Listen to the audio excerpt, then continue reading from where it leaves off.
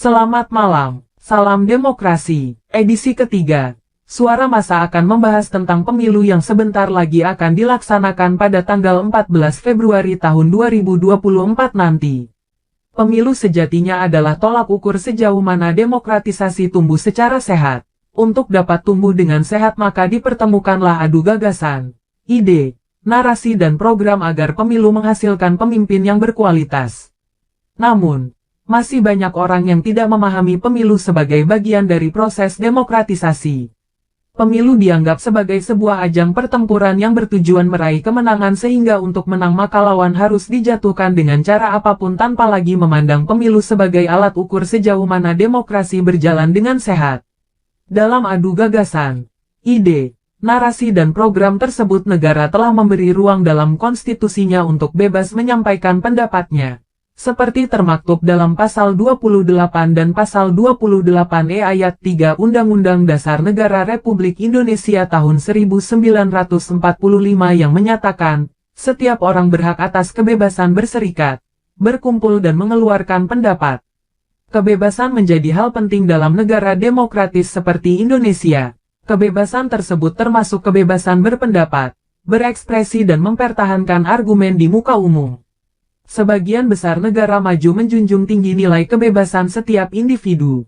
Hak atas kebebasan ekspresi dan berpendapat di Amerika Serikat diatur dalam dokumen Virginia Bill of Rights tanggal 12 Juni tahun 1776, Declaration of Independence tanggal 4 Juli tahun 1776, dan Undang-Undang Dasar.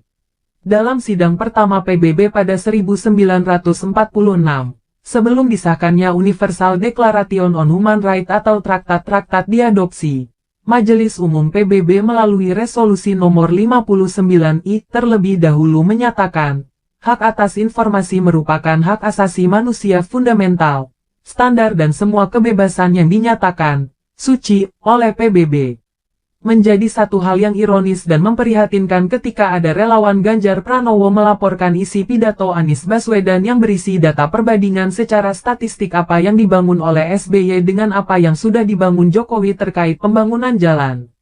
Seharusnya relawan Ganjar Pranowo ikut berperan serta secara aktif dalam meningkatkan kualitas demokrasi di Indonesia, dengan membiasakan diri membalas tulisan dengan tulisan, data dengan data, dan gagasan dengan gagasan.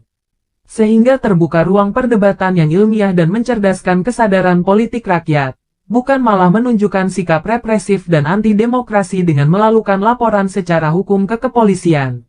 Sikap represif dan anti-demokrasi dengan melakukan laporan secara hukum, merupakan tindakan membungkam kebebasan orang untuk berpendapat yang akan berimbas tidak sehatnya demokrasi di negara Indonesia dan membuat orang takut untuk mengeluarkan pendapat. Apalagi, jika kita mengacu hasil survei lembaga survei indikator politik di tahun 2022 menyatakan bahwa 62,9% masyarakat merasa semakin takut dalam mengeluarkan pendapatnya. Sementara pada Februari tahun 2023, Indeks Demokrasi Indonesia turun peringkat dari 52 ke 54, dan ini menunjukkan bahwa demokrasi di Indonesia masuk ke dalam kategori negara flawed democration atau demokrasi cacat. Sudah sewajarnya, relawan pendukung Capres 2024 sebagai bagian dari elemen demokratisasi di Indonesia harus mampu menjadi kelompok yang berkomitmen untuk meningkatkan pertumbuhan demokrasi yang sehat dan ilmiah. Bukan malah menjadi algojo yang memenggal demokrasi dengan cara represif dengan melakukan laporan secara hukum terhadap perbedaan pendapat.